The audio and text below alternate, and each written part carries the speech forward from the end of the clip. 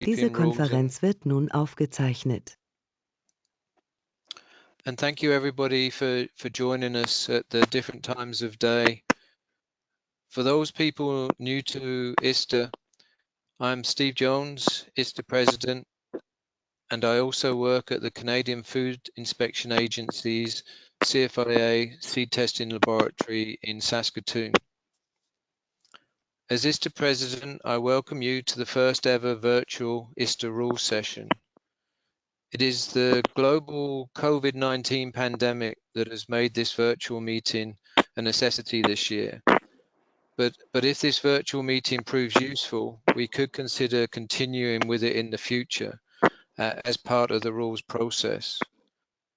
I would like to add my thanks to everyone who has been helping us all overcome the COVID-19 crisis in our different countries. It's a particularly difficult time for everybody around the world. I also thank the ISTA Secretariat, Technical Committee Chairs, Technical Committee members for making this virtual event happen, especially to Ernest Allen and Sue Alvarez as ISTA Chair and Vice Chair for their continued work on the ISTA Rules process. So without further delay, I hand over to Ernest to take us through this year's ISTA Rules proposal in the first virtual meeting. Thank you to all for joining us. Thank you, Ernest. Over to you.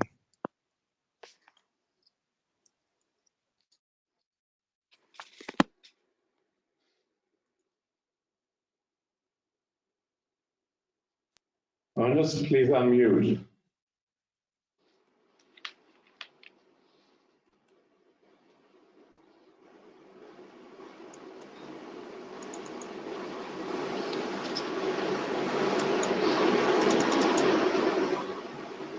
My apologies. Thank you, Steve. I was trying to get my screen together so that everyone can see what I was doing. Thank you, everyone, for joining us in this review of the ISTA Rules proposals for 2021.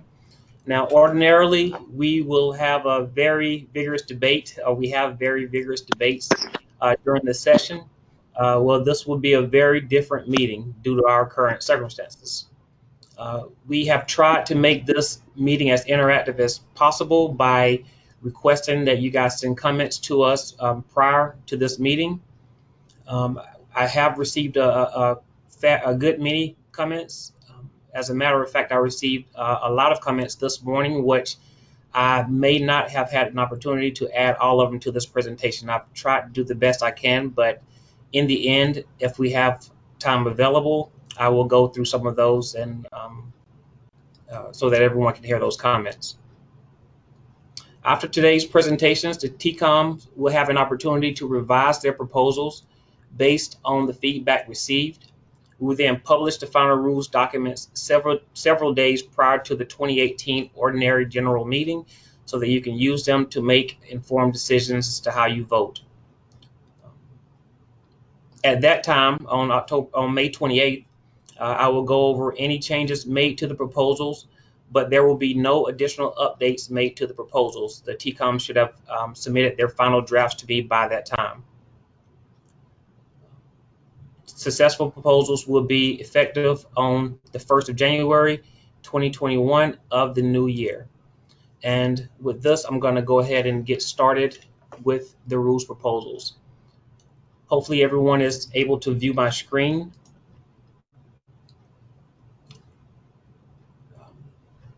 I'm going to scroll down to the editorial corrections and start there. To start, there was one editorial correction that I neglected to put in the rules proposals before it was sent to the membership.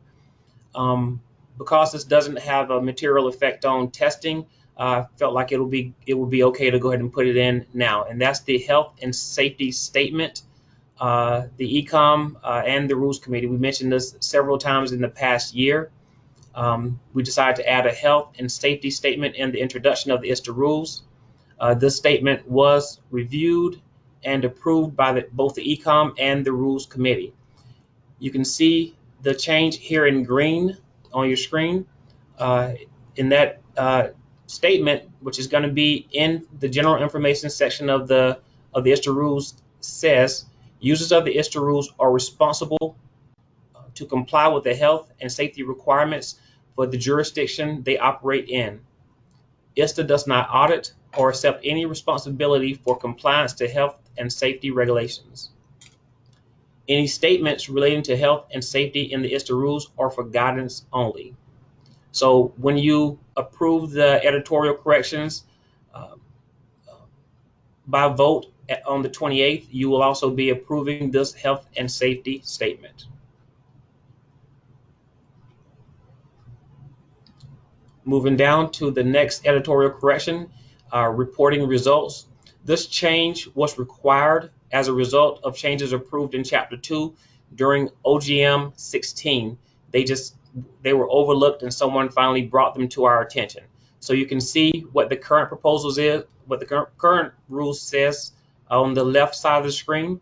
The changes are marked and struck through in red.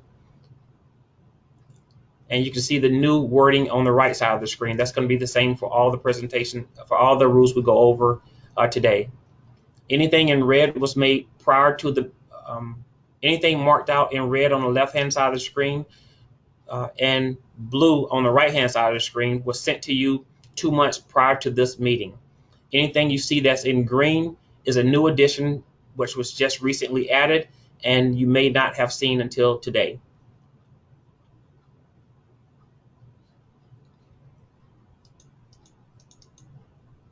So scrolling down so you can see those changes that were meant to be implemented at the OGM 2016, and they're just getting implemented.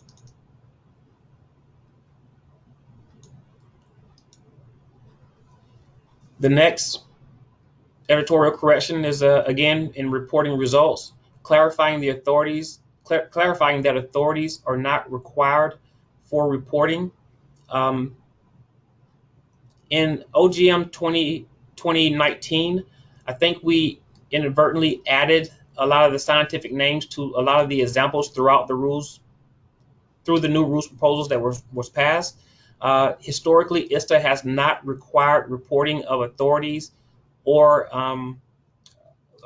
so we decided to make that change and take that out in this proposal to just go back to what ISTA has historically done. So you can see that here, Triticum asbestum L, the authority has been removed from this example. Again, this was to avoid confusion about what needs to go on ISTA orange certificates and blue ISTA blue international certificates.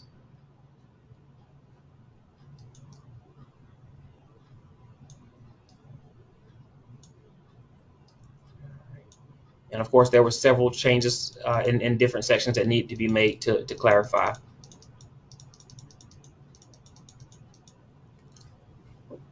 The next editorial correction occurred in 1.5.2.21, genetically modified organisms. These changes were required as a result of changes approved in Chapter 19 during OGM 18. Again, this was another one that a member alerted us that needed to be changed that wasn't changed, unfortunately, after OGM 18. And you can see those additions in blue on the right-hand side of the screen.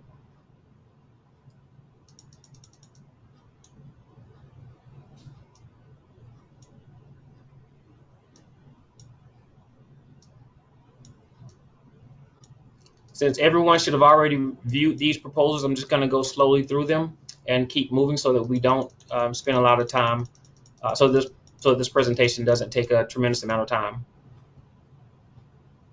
The next editorial correction is Table 2C, Part 1. Changes required as a result of approved nomenclature changes to the ISTA stabilized list that have been incorporated into Table 2C. And here we added the authority in green.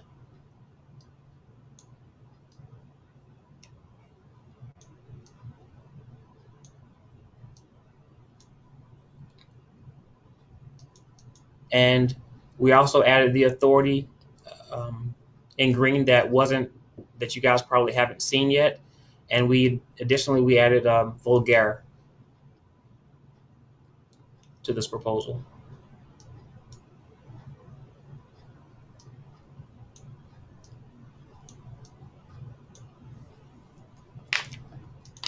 Changes required, 2.8, changes required as a result of nomenclature changes to the ISTA stabilized list. They have been incorporated into Table 2C. Previous cross-references were not removed prior to the printing of the 2020 rules. They will be removed in the 2021 rules, and the last sentence of the current version will be replaced. So you can see that change in 2.8.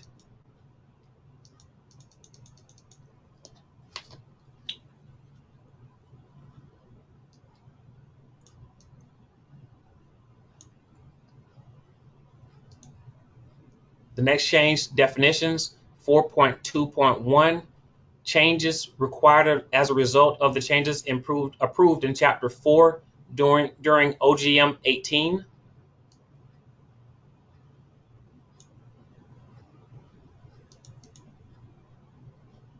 The reference and the word and.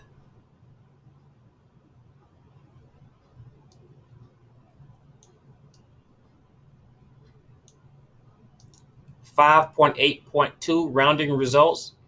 A reference for 5.8.2 will replace the current erroneous reference of 5.8.1 in sections 1.5.2.17.2 and 15.8.2.8.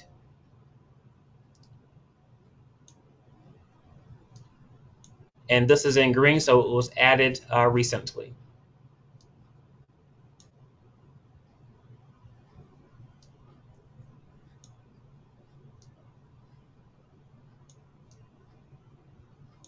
C7, clarifying instructions for preparing hypochlorite solutions for pretreatment as prescribed in the methods, adding the use of hypochlorite solutions for methods similar to those already approved in the rules. This proposal is supported by the Seed Health Committee.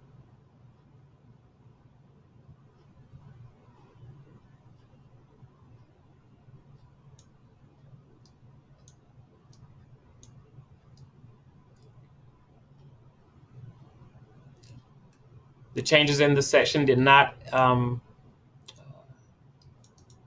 change the intent of the proposal, so they were editorial in nature.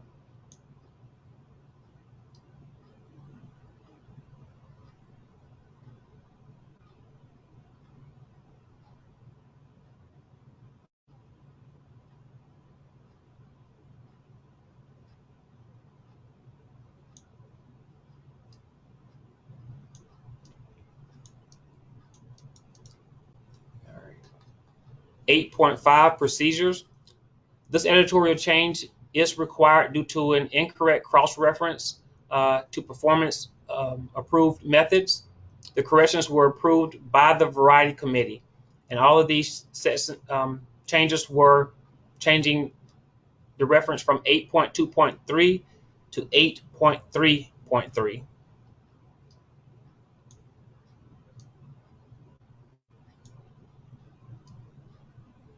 And that ends the editorial corrections.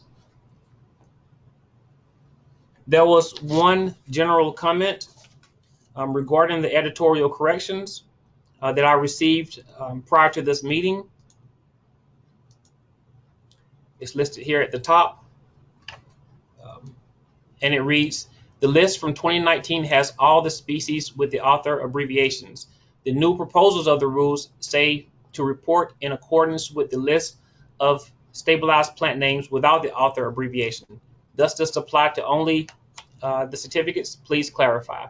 So as I mentioned when we were going through the editorial corrections, historically ISTA has not required the use of author abbreviations on ISTA orange or blue international certificates. So this change was meant to clarify that and to get us back on track with what ISTA has historically accepted.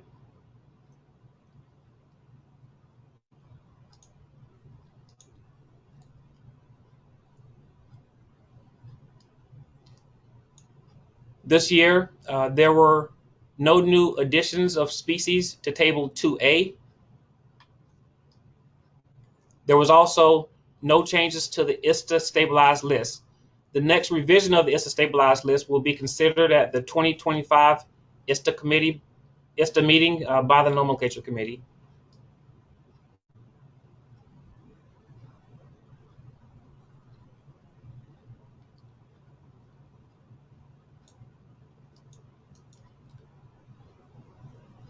And now the first actual rule proposal,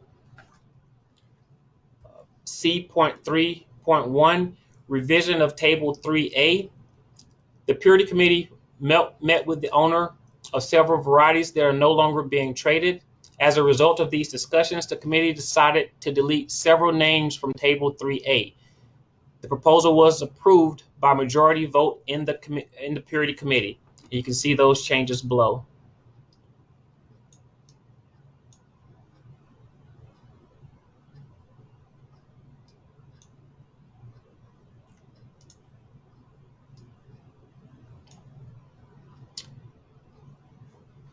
I did not receive any comments on this proposal, so we'll keep moving.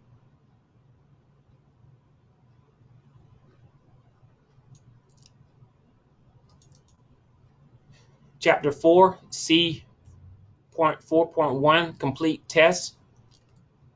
The dust-like seeds are in more species than Arabunchi,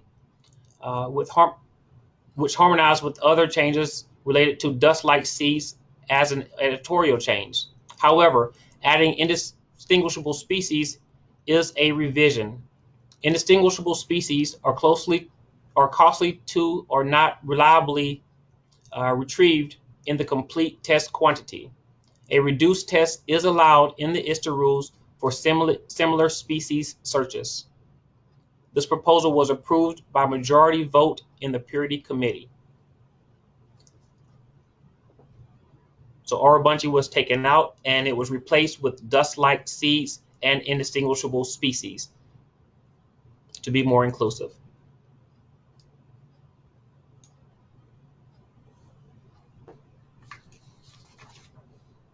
I did not receive comments on this rule proposal.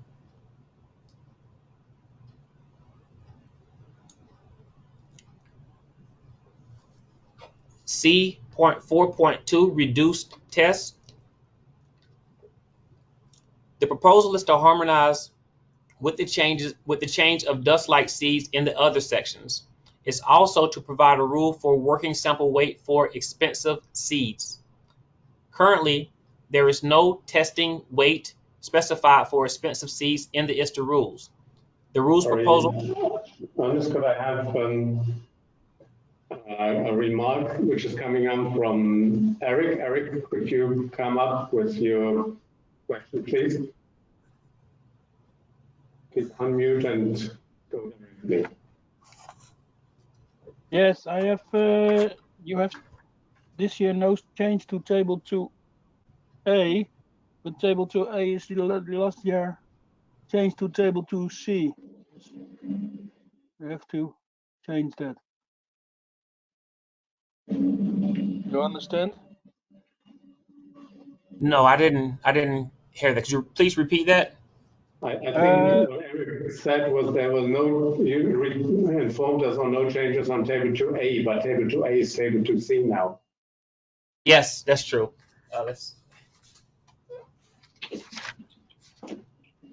And there was a change on Table 2C, so I'll get to that. Let's see, as a matter of fact.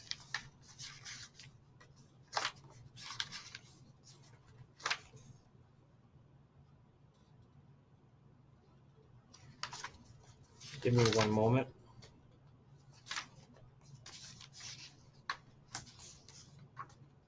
Other than the editorial change, I do not believe there was a change to Table 2C. You're correct, that they are the same table now.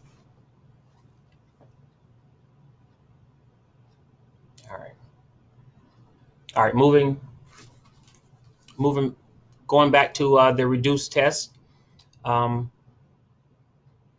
This proposal is consistent with Section 5.4 4.5.1, where a minimum of 1/5 of the prescribed working weight may be used in a reduced test.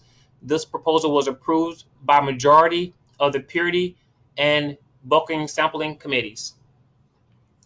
So I'll let you view this proposal, and then I will go through some of the comments received for this proposal.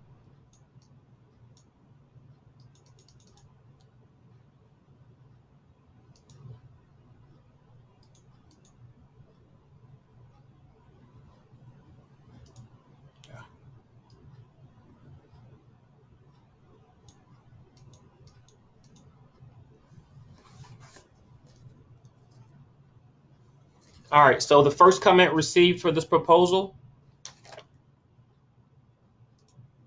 and moving forward, if you guys already have a printed copy of this, it would be good would I go through to the comments document for you to be able to see the rules document, so you can kind of cross-reference what the comments are about, because I only have this one screen to share, and I'm going to try to switch between these two documents. So if you can get your own rule proposals out, that would be extremely helpful.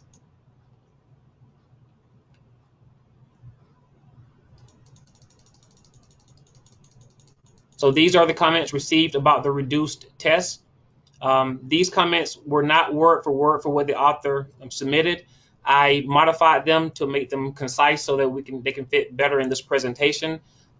We may list after this presentation all the comments in more as they were received on the ISTA website, along with this document.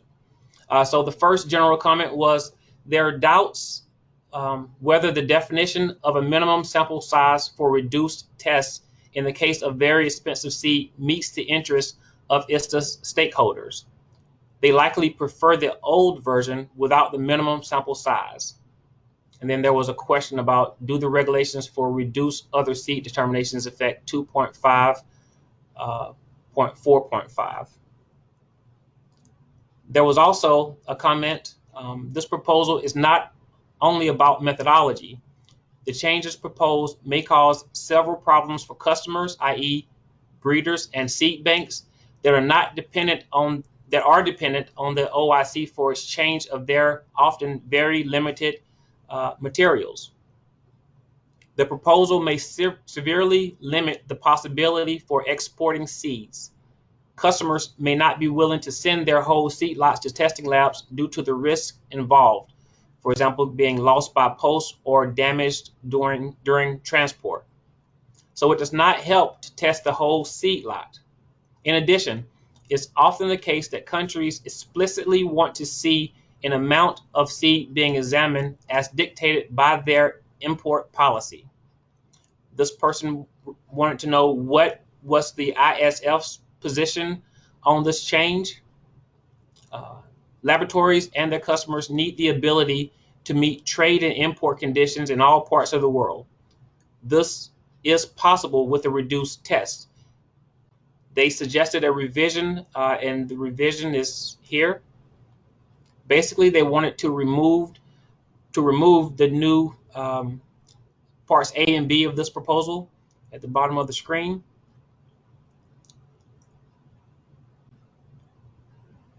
There was another general comment. The reference used in C.4.2.4 is a definition of small seed lots, not expensive seed. They suggested changing from very expensive seed in C.4.2 to small seed lots to more accurately reflect what the reference refers to.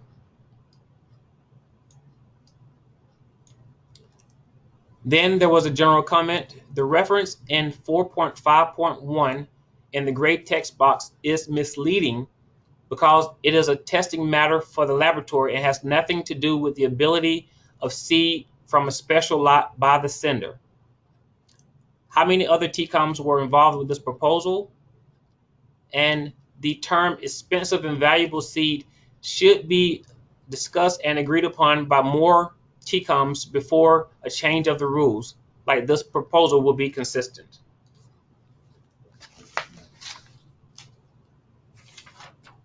I did receive explanation about parts A and B from the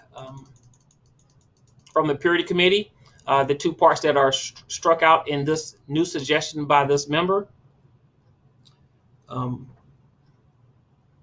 It says part A, a minimum of 1/5 of the prescribed working weight.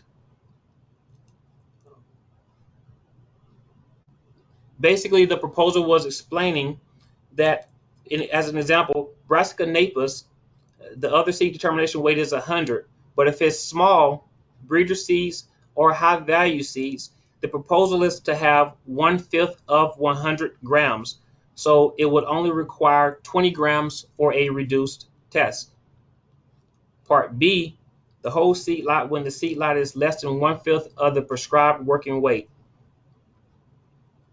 If you have a whole seed lot which is smaller than 1/5, for example, Brassica napus, less than 20 grams, you only have 5 grams of breeder seed, then the whole 5 grams would be required according to this new proposal to be tested. There may be additional comments that I received maybe a few hours ago. I have not had a chance to review those, so those are not included. What I would like to do, because this proposal is so controversial, is if there is a member of the purity committee that would like to say anything on these about these comments, if you can open up, unmute your mic and speak on it now.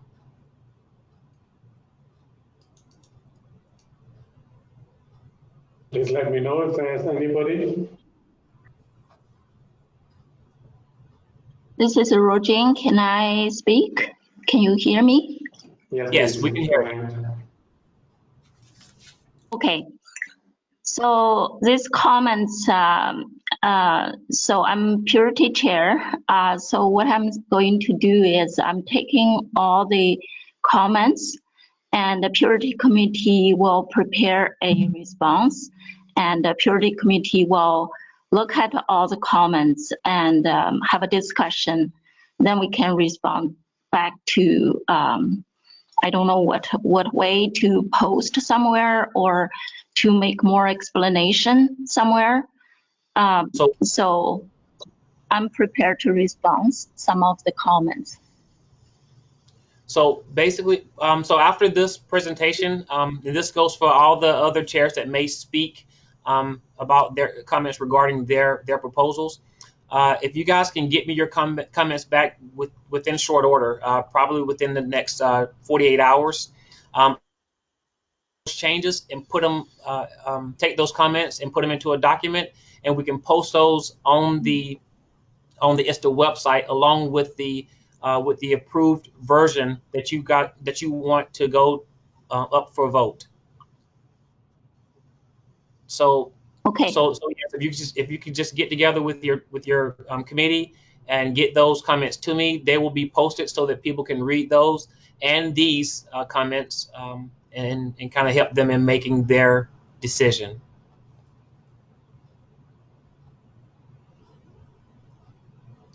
Okay. Any other Thank you. comments? I don't see any question mark coming up to me. Just for the people who arrived, please send to me, which is the office -SG, private message if you want to speak up. Otherwise, please mute and I wait until you are called. Thank you very much. Okay. Moving on to C.5.1, germination method for Brassica napus. A validation study was conducted on Brassica napus to determine which temperature requirements for germination promoted higher normal seedling development and enhanced testing reproducibility among labs. This proposal is supported by the germination committee. This proposal removed the testing regime of 20 to 30 and added 15 to 25. I did receive several comments on this proposal also.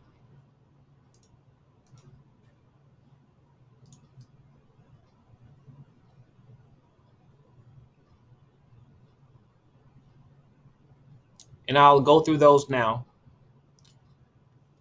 As a general comment, rapeseed has spring and winter types which require different temperatures for optimum germination. Removing either of these best suited temperatures for the type of germination may reduce optimal germination. There was also a comment on the validation study. The study used 6 lots. However, it did not specify which lots were spring and which were winter. Given that winter and spring have different optimum germination temperatures, this information could have played a significant role in the result outcome. 5 of the lots produced results quite different from the 6th lot. This could have been due to the 6th lot being the only lot of a different type. There was another comment about the validation study. The study results concluded that there was not a significant difference between temperatures. However, there was a significant difference among ungerminated seeds. It appears that the proposed method was based on the number of ungerminated seeds and not a statistical difference in germination. Another general comment: it is best to keep the 20 to 30 degree Celsius germination temperature and add the 15 to 20 degree temperature. While the validation study resulted in a large standard deviation for 20 to 30 degrees C, it also generated similar mean germination rates, and it worked for 5 of the 8 laboratories. The germination committee was able to respond to this because this comment got in pretty early, and the response was: the method validation study was based on solid experimental design, and 3 important parameters were assessed: repeatability, reproducibility, and accuracy. There is clear evidence that 20 to 30 degrees is the lowest performing temperature regime. There was another general comment. The germination temperature of 15 to 20 is not as common as 20 to 30 for other species. This could cause capacity issues, since most companies only have 1 or 2 chambers with 15 to 20 degree Celsius. This country has always had good results using 20 to 30, generally germination rates within the low 90 percentile. So they suggest keeping to 20 to 30 degrees Celsius temperature and adding 15 to 20 as an alternate temperature. There was another comment on the validation study. This study only validated a change for Brassica napus. Other Brassica napus subspecies genetics were not included and should have been part of this rule change proposals because they may be different. If a temperature change is to be made, a large pool of genetics with all or most of Brassica napus species, subspecies, and varieties should be included in the validation study, i.e. forage rape, Siberian kale, rutabaga, and other Brassica napus subspecies.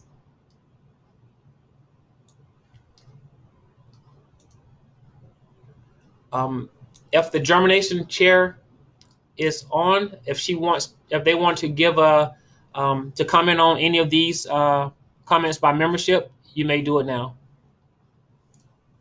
Gillian, do you want to give a comment? Hello, it's Gillian here. Our feeling from the germination committee is that 6 lots were tested and it was a mix of spring and winter varieties. We feel that the method validation study was robust, and as has already been said, it was a solid experimental design and it looked at repeatability, reproducibility and accuracy. And the evidence showed that 2030 was the lowest performing regime. It should be stated, I think, that 20 degrees, the steady temperature of 20 degrees will remain as an acceptable temperature, and obviously the 15 to 25 will be added as well as the 20. I don't have any comment to make on the genetics. We looked at Brassica napus, but we didn't, as far as I'm aware, unless Roisin would like to comment, look any further than that. I don't know if anybody's got anything they want to ask.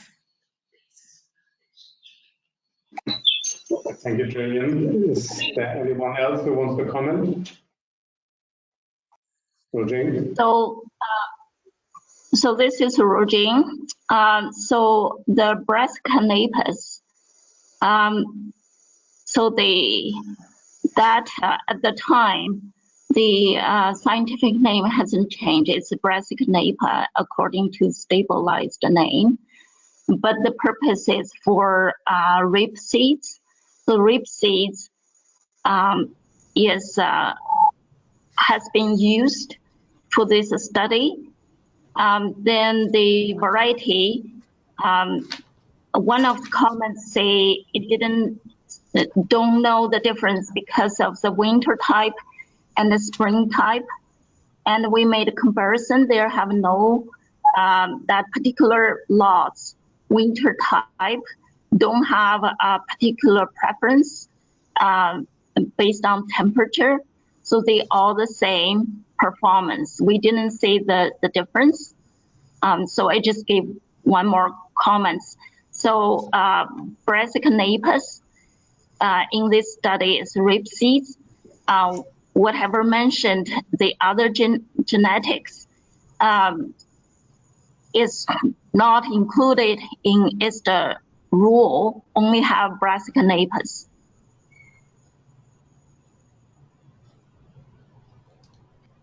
Thank you very much. I have another comment from Berta. Please unmute and come in. Yeah, hi, here's Berta speaking. I have a question to Gillian. Gillian was talking about a mix of rapeseed used between summer and winter types. What does that mix mean? Was it 3 winter types and 3 spring types, or what was the mix, Gillian? This is my question. Could I ask Roisin just to clarify that, please? So we got 1 winter type and 5 is spring type. And the variety we considered from European variety and some from North America. So the variety we have a mixed consideration of different kind of variety and 2 types. So the 6 lots also has to meet germination range from lower germination to higher. So those combination end up in the 6th lot to be considered. So all the testing plan was peer reviewed with a German breeder and another ISTA technical members. So the testing plan was approved, and the analysis also goes through peer review, and they feel that the conclusion is robust. And also the determination of validation study is by those 3 parameters. It's not by significance. Thank you. Berta, you had another question? Thank you, Andreas. I have another question. You have used 6 lots, 6 seed lots, lot 1 and to lot 6, and the lot 5 and lot 1 and lot 1, 2, 3, 4, and 5 are really very, very unbalanced and very similar if you have a look to figure 2. And this 1 seed lot, lot 6, is quite different. My question is, which type is lot 6? Is it a spring type, or is this the only used winter type? No, lot 6 is not winter type, it's a spring type. Lot 6 is consideration of germination at a lower end, we want to see the lower end, how it's responded to the germination. So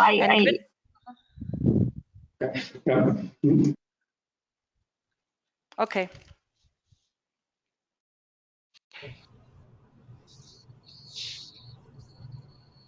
All right, just in consideration of time, let's move on to the next proposal.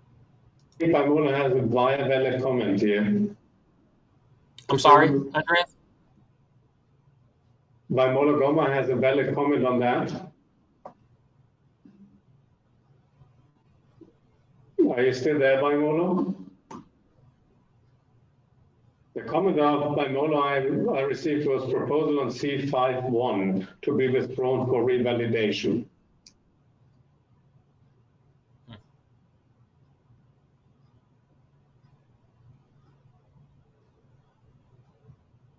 Okay. pardon me, what is the question? I think that was more of a suggestion than a question. They wanted to withdraw the proposal so that it could go through revalidation.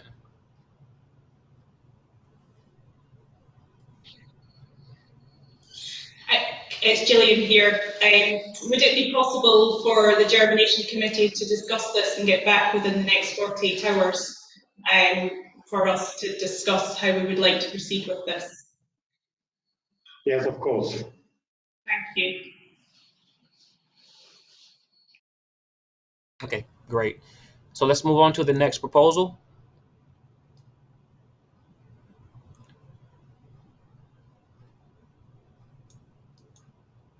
C.5.2, precision of light for germination tests. This proposal is to make clear in the germination chapter that LED lights can be used for germination. This proposal is supported by the Germination Committee.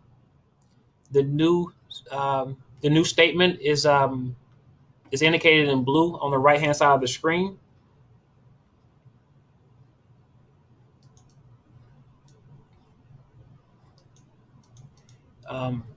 As a consequential change, we added the statement also to 5.6.2.4.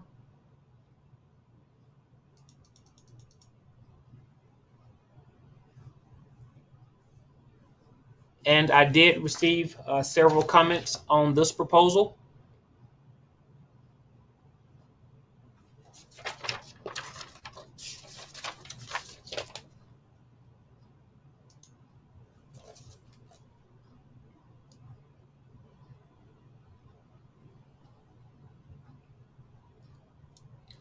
And I'll go through them now.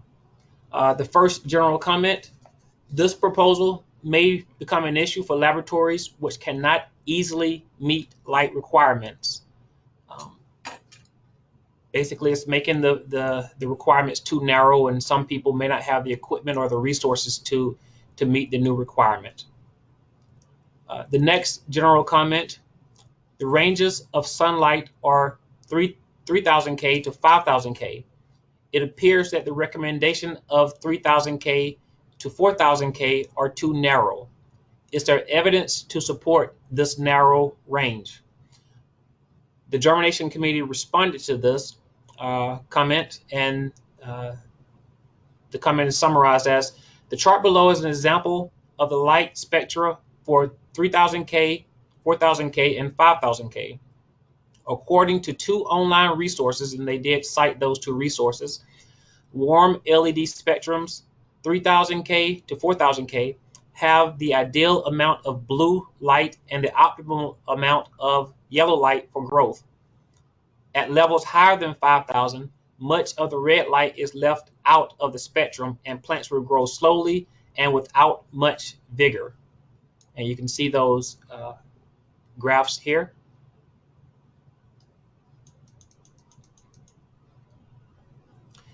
Then below is an efficiency curve to calculate the PAR by accumulating the wavelengths. It shows that wavelengths at 600 and 700 nanometers are important. 5,000 K lights lose a lot of spectrum in this range compared to 3,000 K or 4,000 K, which brings a maximum of efficient light. And The supporting graph for that is viewed here. Also, the germination wanted to highlight that they used the word should in the proposal and not must.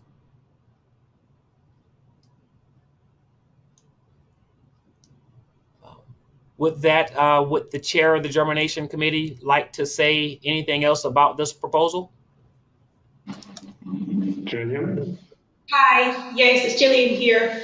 I would just like to add that I was very sorry that this morning I did send you an addition to the proposal, but it's quite straightforward in that we would like to take out the second sentence of the added bit. So we just really want to take out the part about the nanometers. So we want to remove the whatever the type of light, the spectrum visible for seed germination and seedling growth should be between 400 and 700 nanometers.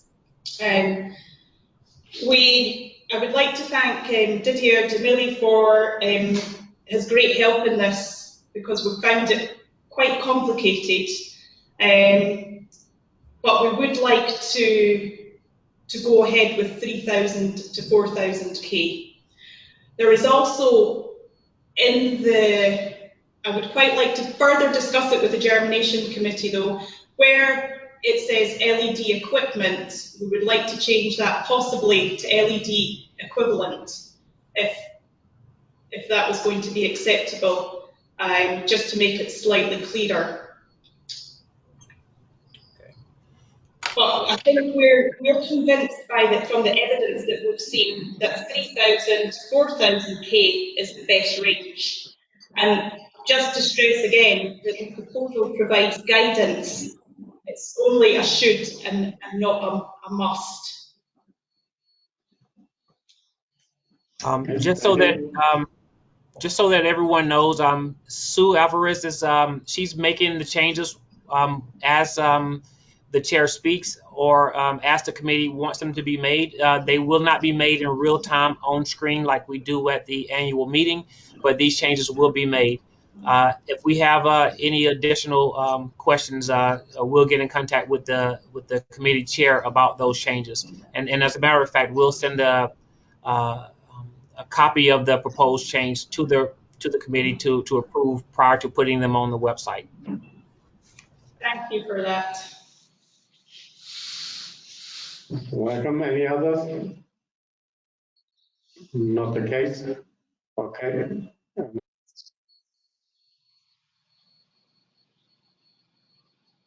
Okay. If there are no other comments, we'll move forward to the next proposal.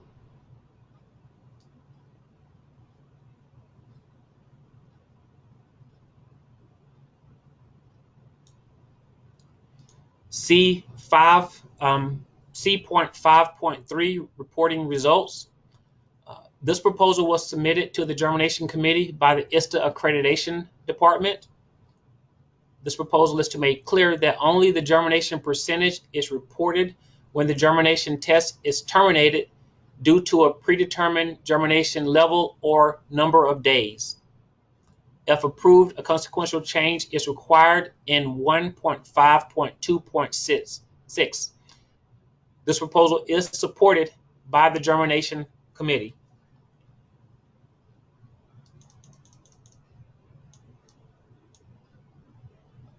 And I'll just scroll through this proposal so you can see the change.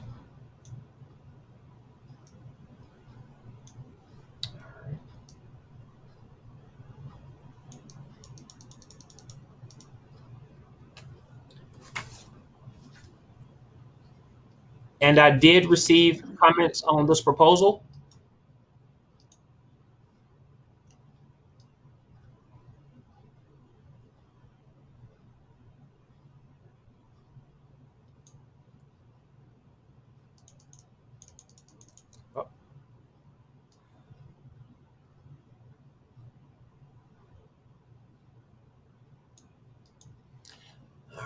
General comment: the word specific should be replaced by the word specifies or predetermined, since the applicant should specify the number of days, or should at least agree on a suitable number of days proposed by the laboratory. There was another general comment. This rule proposal may inadvertently cause disbalance among ISTA labs by creating a competitive situation whereby laboratories are pressured to generate faster results to remain competitive. Removing the newly proposed language will keep ISTA germination tests uniform. And with that, would the TCOM chair like to comment on these comments that were received? Hi, it's Gillian. The proposal came to us from the ISTA accreditation department, and I can only assume that through audit, trying to remember back, but through auditing, this has been an issue. And it's just, if we need to go back and look at the wording again, we can. We don't think it should cause a disbalance, because we see that it already happens in some laboratories, and we just want to make it clear that only the percentage normal seedling seeds and not the other seedling categories or seeds.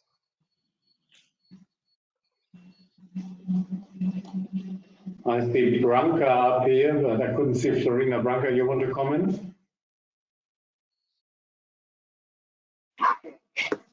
I'm here, I'm Florina Palada. A small comment, the proposal, it was from our experience during the audits, and it was proposed just to clarify some aspects and not to make something to make difficulties. There were laboratories understanding, even they stopped the evaluation before the better time, let's say. They reported the other categories. And our proposal, it was just to clarify.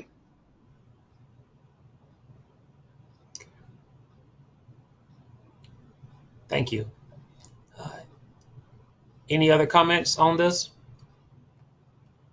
Yes, Rita has got another question. May I comment? I'm Rita.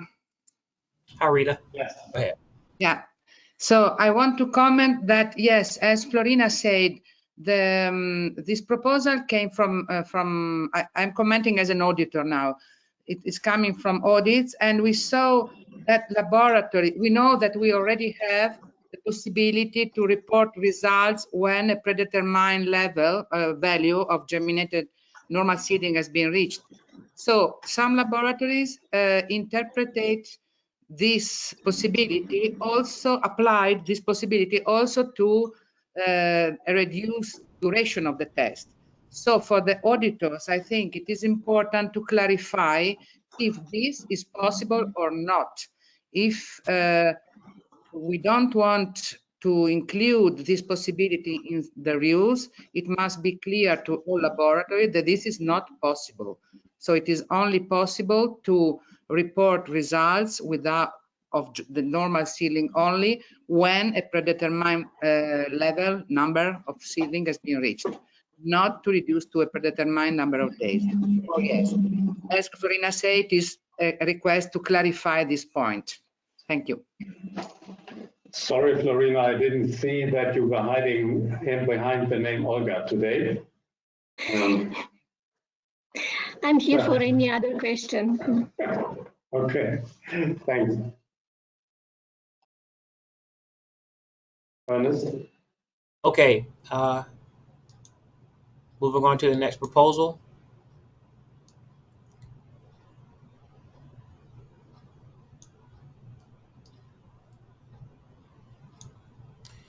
Change in the germination evaluation of roots for Helianthus annuus to allow secondary roots.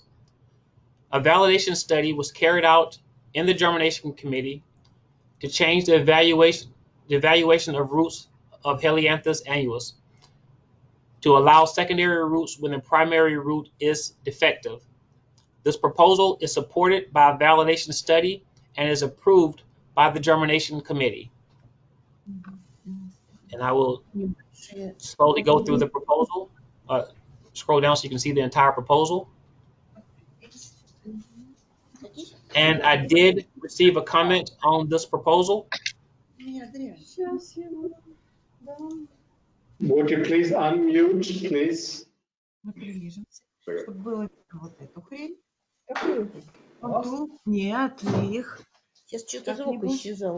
you please all unmute? Please mute everybody, please mute. Okay.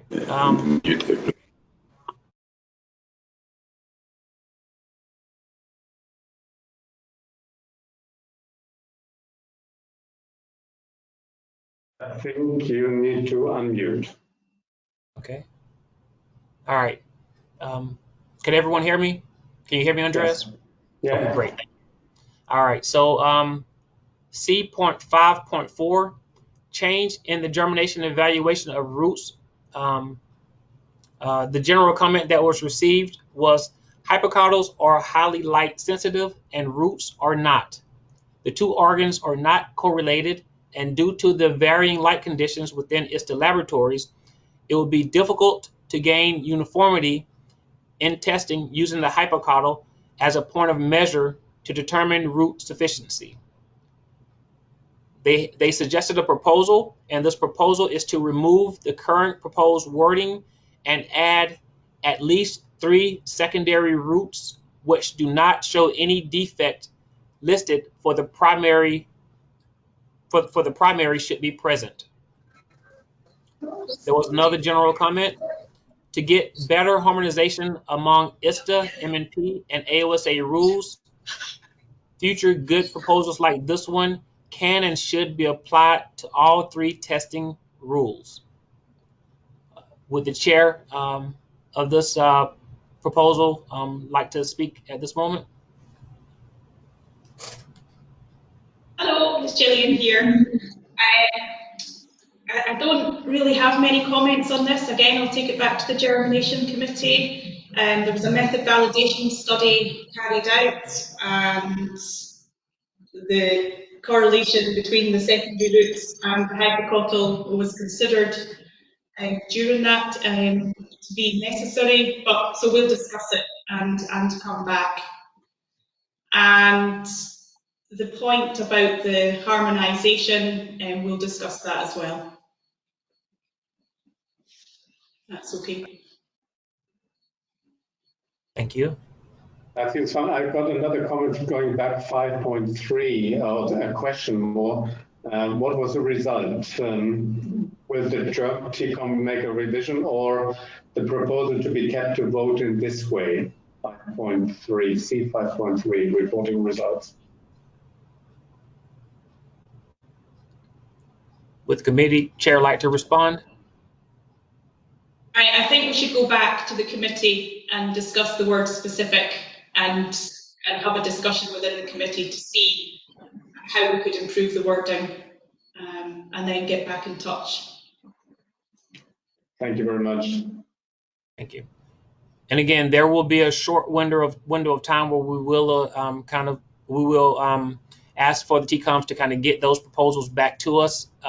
We do vote on the 28th, so just remember that you would need to organize pretty quickly to get that back to us so that people can view the changes and make informed choices on for their votes. Moving to the next proposal.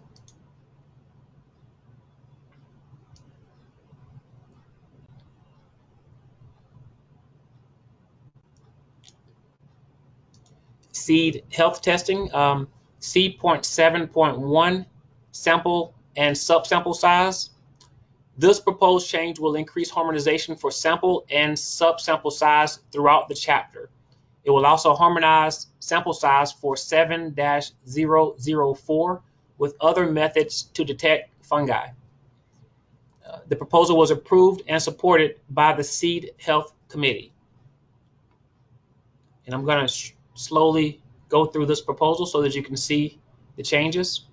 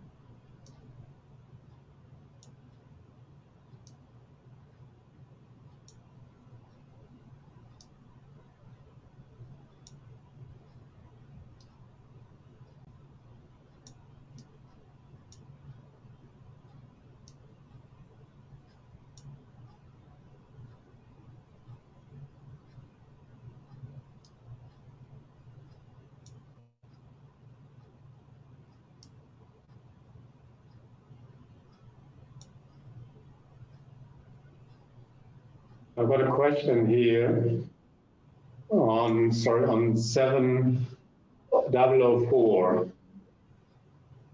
1,000 sample size to 40 billion, Valerie. Yes, so it's Valerie Cockrell, the UK. We have concern over the change in the minimum sample size from 1,000 to 400 based on the subsample size harmonising with other methods to detect fungi. That doesn't seem an appropriate reason to change a minimum sample size. Maybe the detailed committee explain the reasons for it.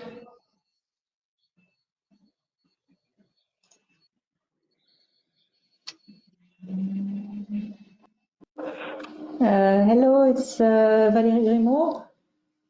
Do you hear me? Yes, Yes. Valerie. Where are you hiding? I don't see you on the list, actually. Oh, I'm in the same room as Sylvie. That's why we are several in the same room. Okay,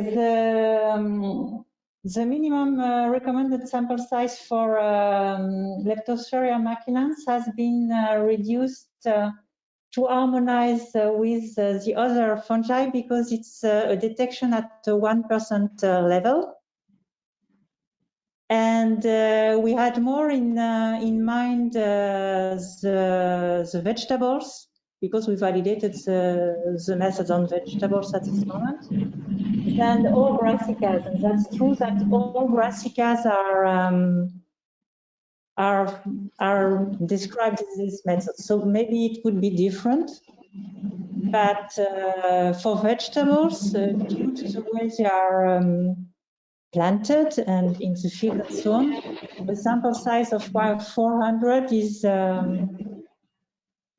is very logical. And we don't need less. And it allows, because it's a minimum sample size, so it always allows laboratories to test more if they want, if their regulation needs more. It's just the minimum. It's 400 is really to be sure that we detect at 1%.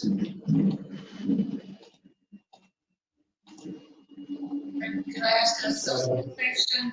You mentioned a validation study. Has that been published or? Yeah. Okay. When? ISTA? When? 2 years ago, 2 or 3 years ago. When the method has been updated. Following a TESTA European project, it was 2 or 3 years ago. So why was the recommended the minimum recommended sample size not reduced at that point? And anyway, really. Because there was no discussion at this moment, and it was more based on what one lab was used to. And it's afterwards that we received a request from ISF, and we looked at all the other methods, and all the other fungi methods were at 400 when it's on blood or on media. So we thought it's enough to detect at 1%. We don't need a higher detection.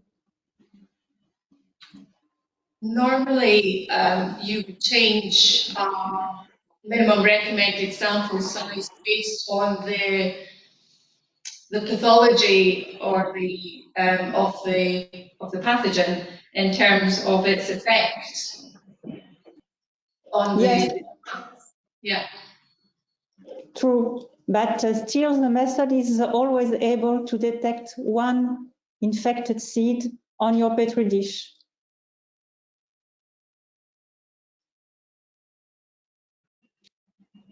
Well, you're reducing from 1,000 to 400 Yeah, it means that you are able to detect at 1% level. But if you want to do more, it's still possible.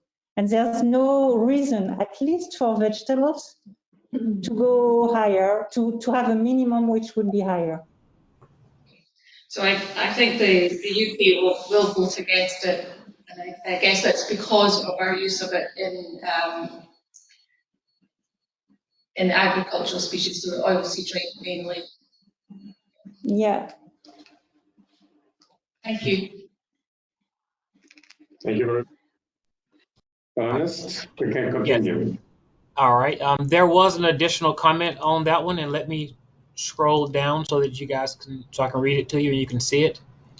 The general comment was the detection limit relevant for the size of the subsample is not the number of pathogen propagules per seed which can be detected, but the number of pathogen propagules which can be detected in a sample.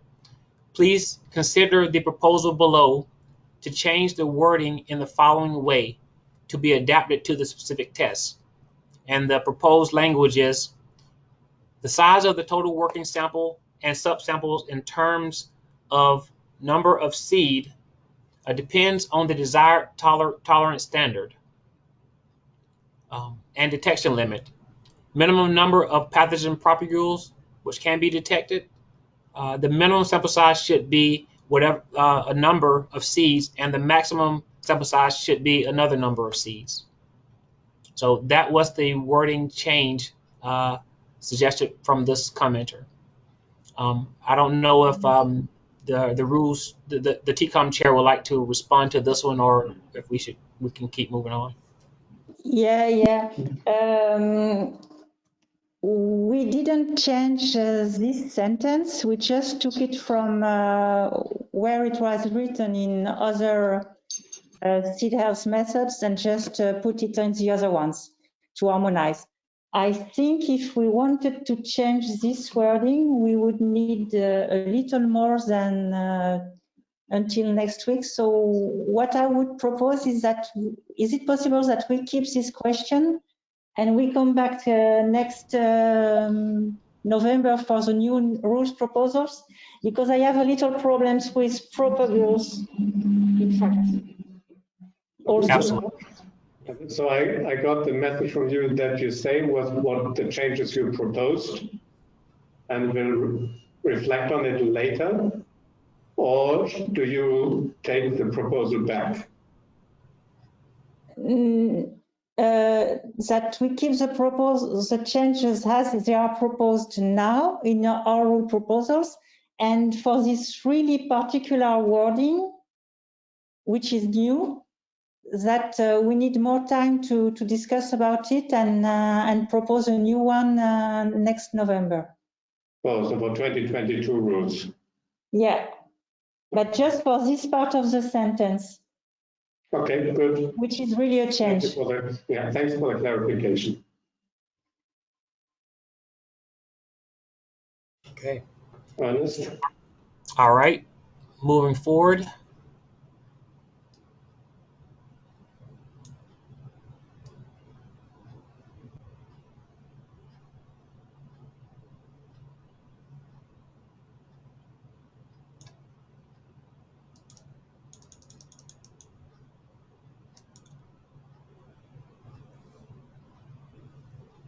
All right, C.7.2, identification criteria, the detection of Alternaria and several other species. This revision is requested by the Seed Health Committee to make the description of Alternaria more informative.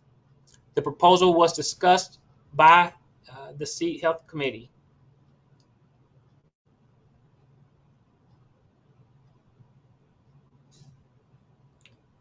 And I will go through this slowly so you can see the changes.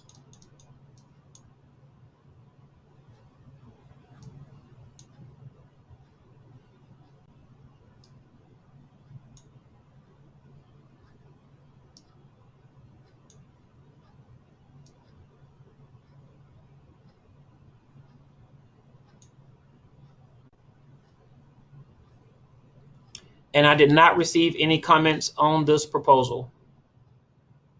I also have no comments in the chat box in the moment. All right, moving on to C.7.3, safety precautions. This proposal makes clear that alternative chemicals other than ethidium bromide may be used for this method. It also provides additional safety precautions when using ethidium bromide. This proposal is supported by the Seed Health Committee.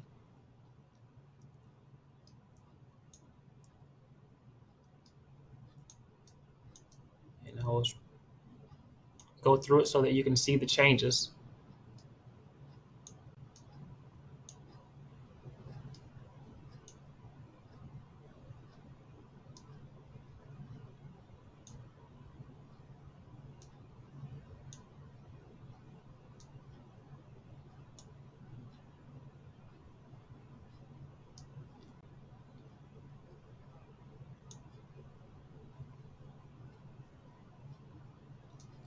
Okay. I did receive comments on this proposal.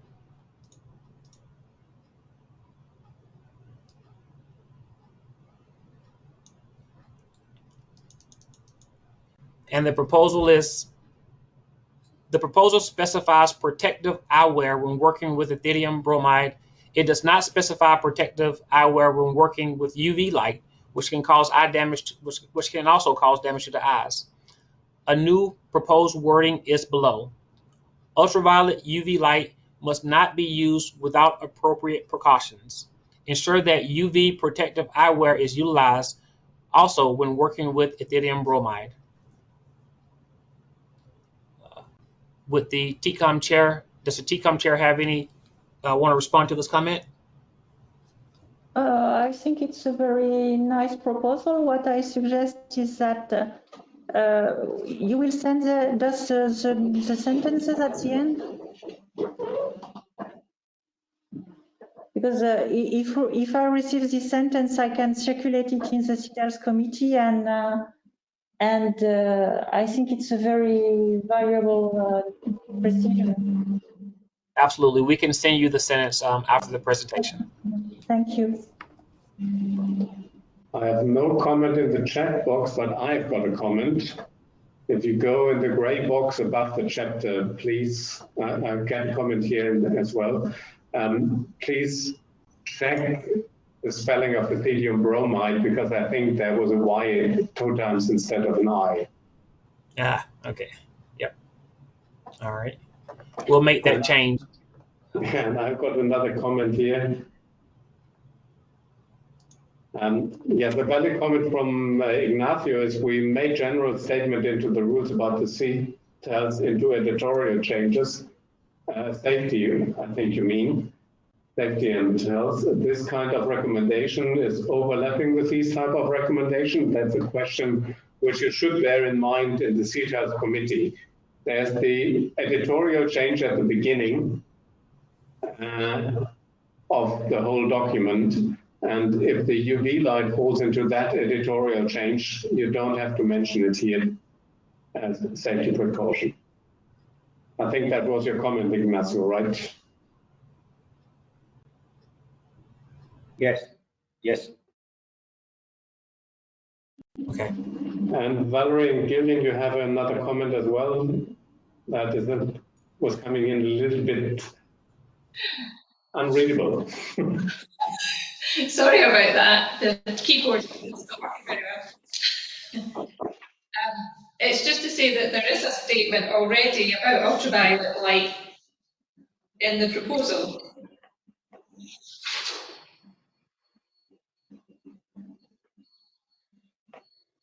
Can you check that out with Valerie Grimaud? If you go further down, if you scroll down. I'll scroll down. Okay. Or do we mean not? Oh, yeah. There you go. Yeah, here you see ultraviolet light must not be used without appropriate precaution. Okay. I think it's in there, yes. Thank you, Valerie, It's okay. for being. Okay, thank you, Valerie. Great. All right. Yeah, but thank this you. sentence is not a sentence for the audit. It's really for people to use the method, just to be aware and be careful. In the idea of saying be careful, that's in CDL's methods we always write health and safety precautions. It would be the same for antibiotics or whatever. Yeah, Valerie, you might check if that's in the right position then.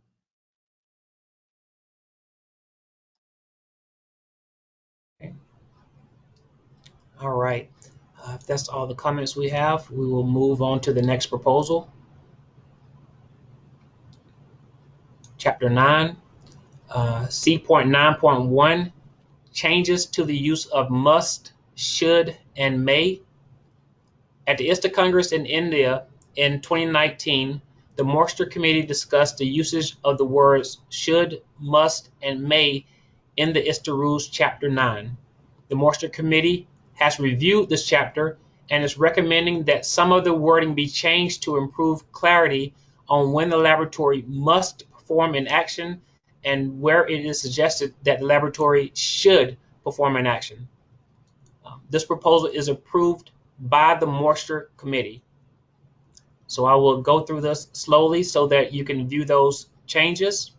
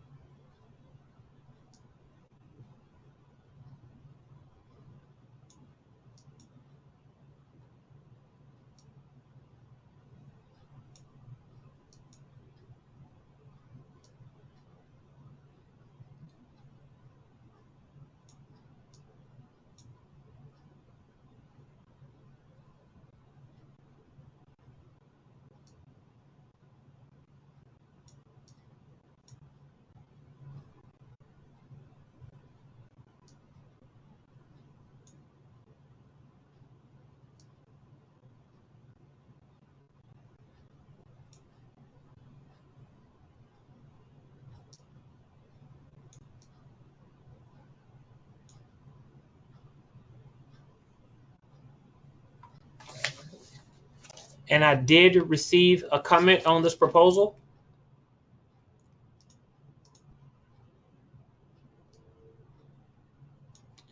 The general comment is the committee is encouraged to make sure that the must that will be changed to should is well reasoned and does not influence a critical step in the testing process, such as the proposed change in 9.2.5.7. Would the TCOM chair like to speak on this comment? Axel?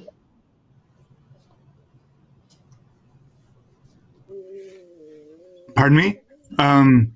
Hello, I'm back again. I'm now at home because the line in the Louvre wasn't acceptable. So I didn't see very much and I heard nothing. And now I don't find the.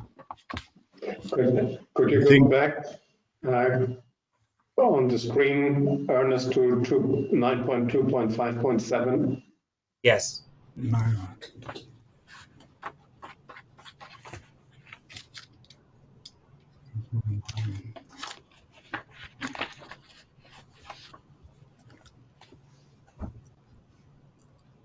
2.7. Here we are. The question was, is it really a should or is it a must?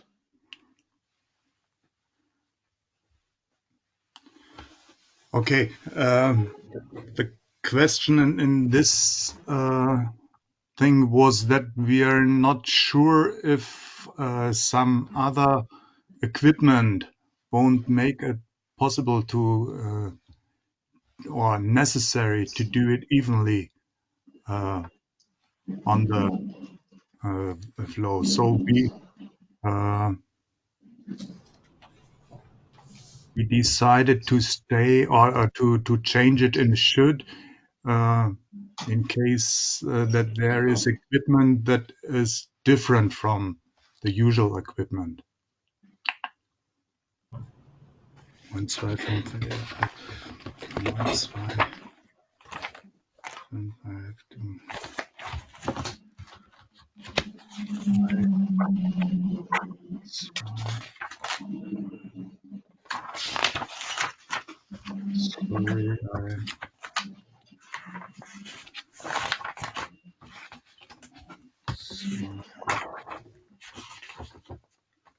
7, 1, 2, 5, 7.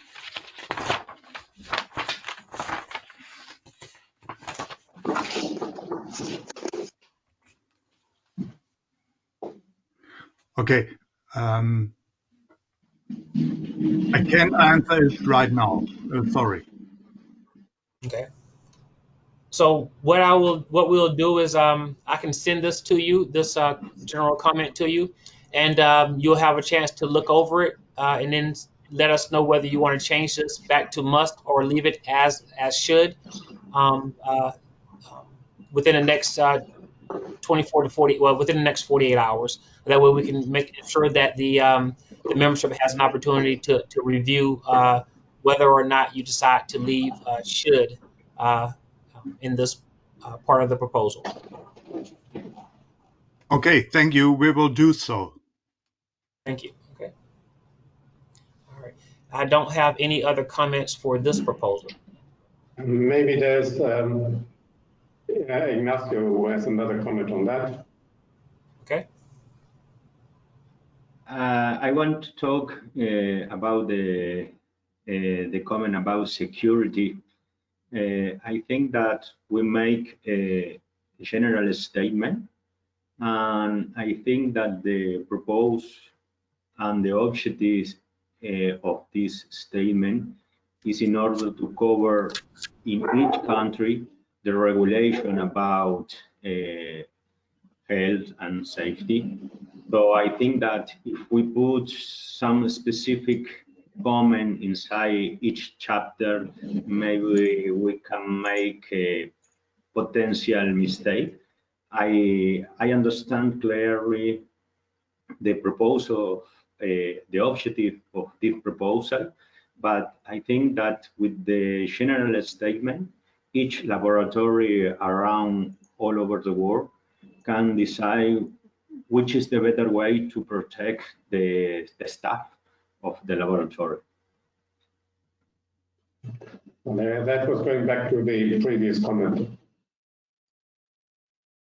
Okay. For the previous proposal. Yeah. Okay.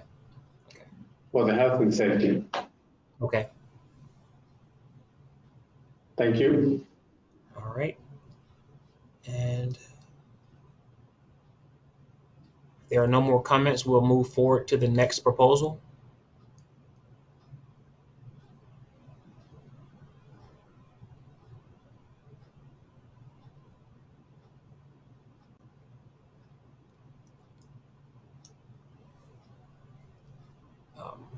And that's C.9.2, containers for moisture testing in Chapter 9. The Moisture Technical Committee has been reviewing the wording in Chapter 9 of the ISTA Rules. The committee would like to clarify the definition of appropriate containers for use in oven moisture testing. And you can see those changes here. I did not receive any comments for this proposal. No, I see no flags up in the chat box.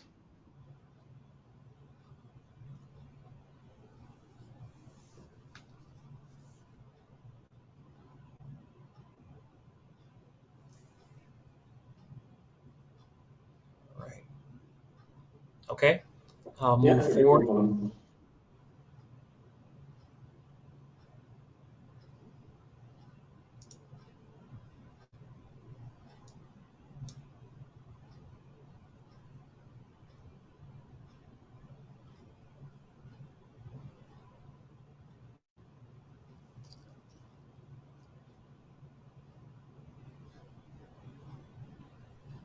You want to move forward, Ernest? Yes, Andres. I thought you said you had another comment coming through. No, Okay. no other comment. Sorry.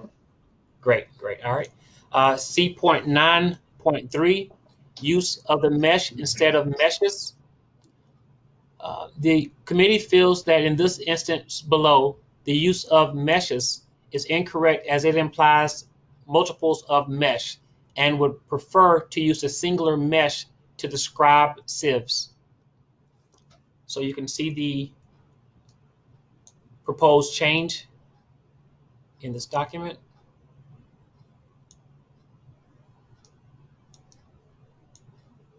And I did not receive any comments for this proposal. I have no comments in the chat box. Okay. Moving forward to C.9.4, clarification of working sample. Section 9.2.5.2 of the rules causes confusion, as there are differences in how many working samples are drawn depending on whether seeds are whole or ground. This section has been reordered and changed to improve clarity. And I'll slowly go through so that you can see those changes.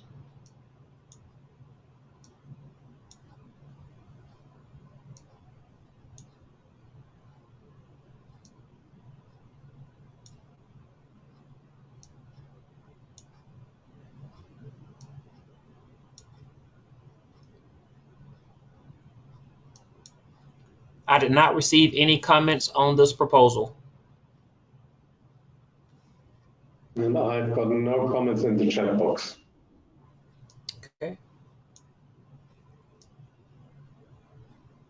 Moving forward to the next proposal. C.9.5, moisture method for Carica papaya.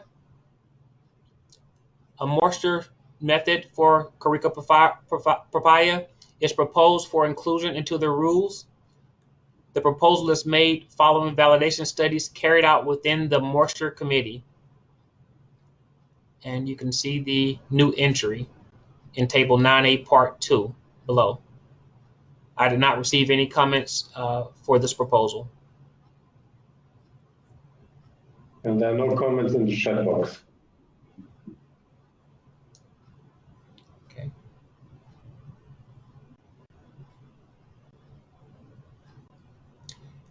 Chapter 15, seed vigor testing. C.15.1, clarification of the assessment of radical emergence for Zea mays and Triticum asbestum, species asbestum, in the radical emergence test. This proposal has three aims. One, to clarify the assessment of a 2 millimeter radical, and two, to be consistent in the description of the germination media for the radical emergence test for Zea mays and Triticum asbestum, subspecies asbestum. Three, to express all Latin names according to the stabilized list.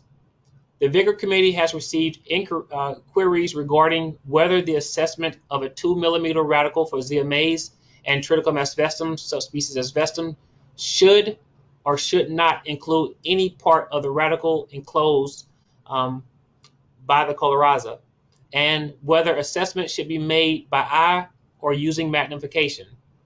The additional text clarifies the measurement of 2 millimeters in the radical emergence test for the above species and specifies that assessments should be made by eye. All the validation for the RE has been done without any magnification and achieve repeatability and reproducibility. Thus, the committee does not see the need for magnification. To allow magnification, the level of magnification that should be used will have to be specified. This will require further investigation to determine whether the results remain repeatable and reproducible.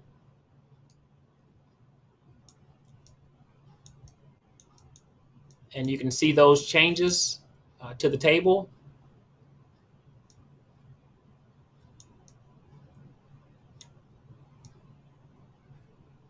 under the proposed document.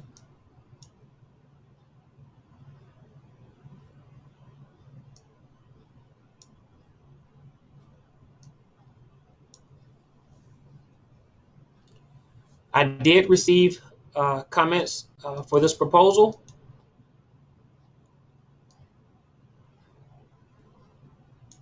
And there was a general comment. It seems too restrictive to say should be made by eye to assess all radical emergence. For example, it will exclude using computer vision and image analysis. It might be more clear to say should be made by the evaluation on the radical length without magnification. The Vigor Committee responded to this comment. This test was developed using a by-eye method and was validated on this basis. We do not have the evidence that computer vision or image analysis gives the same results. When we do have this evidence, the term by eye can be omitted. However, any image analysis technique will have to be validated through the method validation program using by eye as the accepted basis. That was the only comment I received for this proposal. If the TCOM chair would like to say a few words about this, they may at this time. Yes, I'm here now. This is Alison. I think really our committee response says all of it. We did develop and validate this test by eye. We don't have a comparative test at present that compares assessment by eye with image analysis or computer vision. When there is data available from a comparative test by eye and image analysis, it may be that we can remove by eye, but until then, it would have to remain. And any method that is developed using any automated assessment would have to go through a comparative test in the method validation program with the by-eye method as the basic comparison. And now I have got a question maybe. We are talking about automation and other tools to be used and techniques, new techniques and new methods to be used in the sea testing environment. Is there any plan of the Vigor Committee to have these validations also that they can be used by computerized systems? Well, the special project that the Vigor Committee is currently involved with is looking at 2 different image analysis systems along with by-eye for vegetal brassica species. So we hope we'll begin to get some information in this area eventually. Thank you very much, Alison.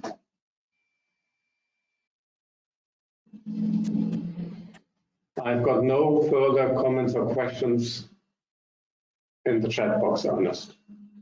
Okay, great. This concludes the review of the rules proposals.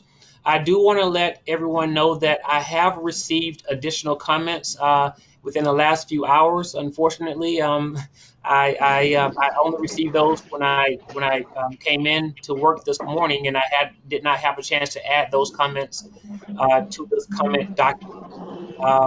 I will consolidate those comments and put them in this document to be posted online so that you can view all the comments. I'm not sure if we are going to post the raw comments as they came in, but you will definitely get this document that you have seen on screen, and I will add those additional comments that did not get put into this document because they got to me, unfortunately, a little bit too late. With that, I thank everyone for attending, and I will turn it over to Andreas. Yeah, thank you very much, Ernest. I think everybody can see me again. Yeah. On the late received comments, that was the reason why we asked for having comments up front, at least a day before the meeting, to be able to consolidate it and use it. But first of all, I would like to thank everybody that the discipline during the meeting was very high. I heard of other colleagues and other organizations we partner up with in the World Seed Partnership, that they had meetings with over 100 people, and in the big round we were around 110, 120 people here in this meeting.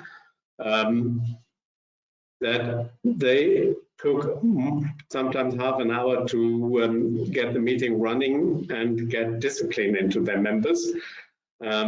We had that from the beginning, and that's a big thank you. And that's also a helpful thing for Ernest and me and Olga, who are running this meeting for you. Thank you very much. A great achievement, and I think also a great achievement that you all participated in the discussion, or you could at least listen if you were not actively participating. Thank you to all the chairs of the committees to be present and give explanations.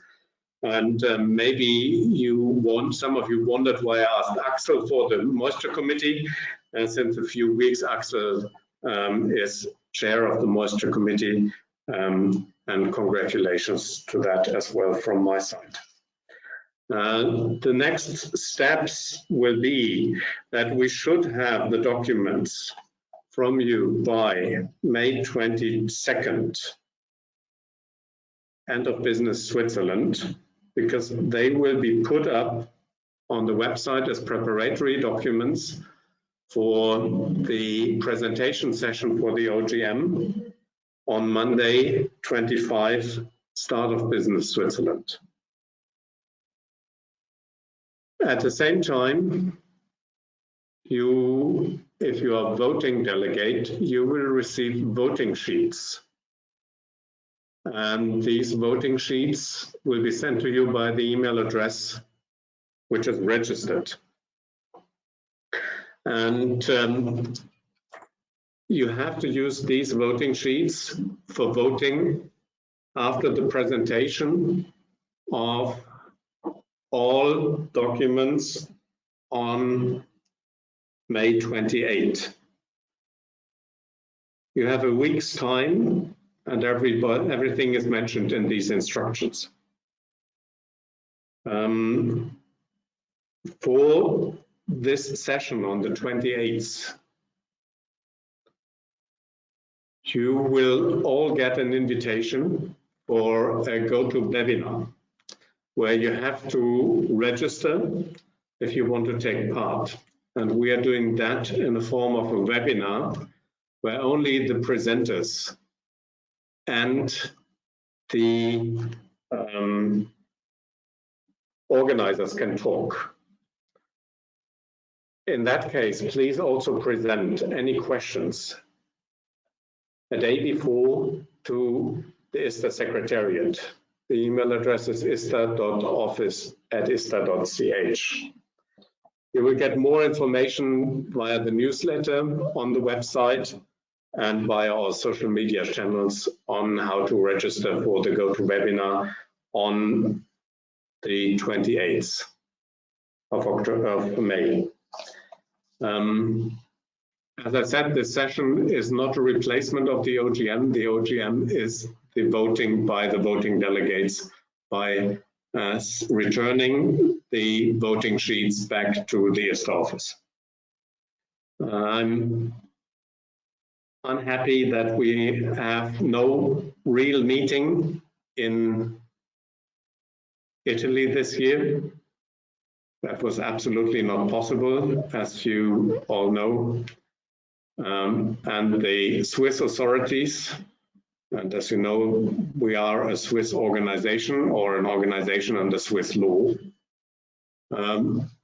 was giving us the freedom to vote by correspondence, even if our articles are not allowing that to 100% if we were not meeting in person.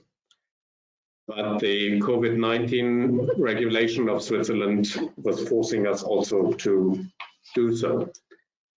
We might have to think about that in future if we want to have that in general, but that's a different topic.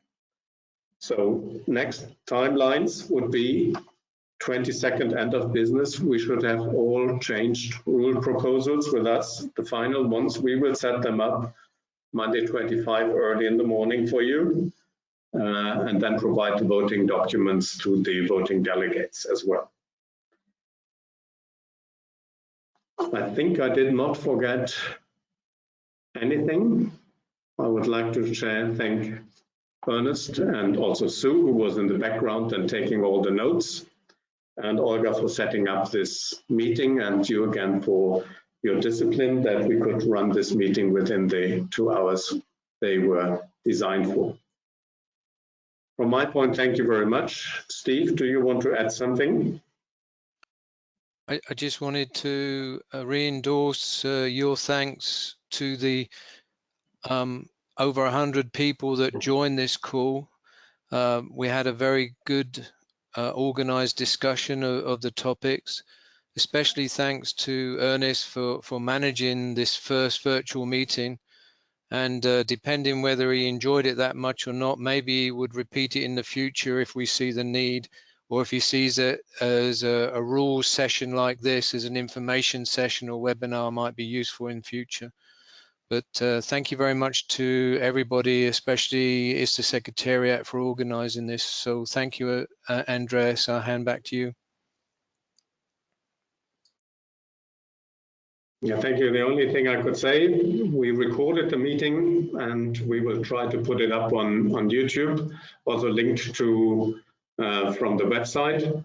You can probably have a look at this 1 hour 47 minutes meeting then on YouTube. I thank you, everybody. To those whose day just starts, have a good Tuesday. To those whose days ends, have a good end of the day. And to some people, go to bed and enjoy the Wednesday early morning. Thank you very much, and see you hopefully on the 28th. Thanks a lot and stay healthy. Bye. Bye-bye.